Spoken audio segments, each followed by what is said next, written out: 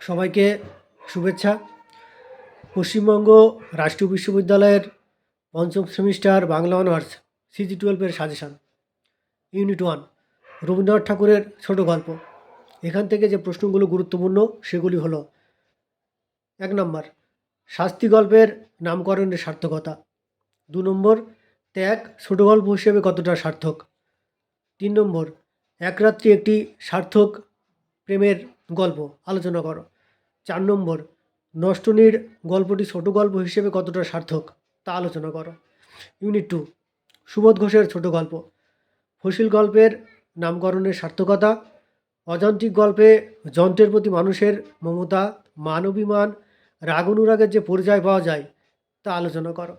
3 নম্বর, পরশুরামের কুঠার গল্পে ধনিয়ার জীবন সংগ্রামের যে পরিচয় পাওয়া যায় তা আলোচনা করো।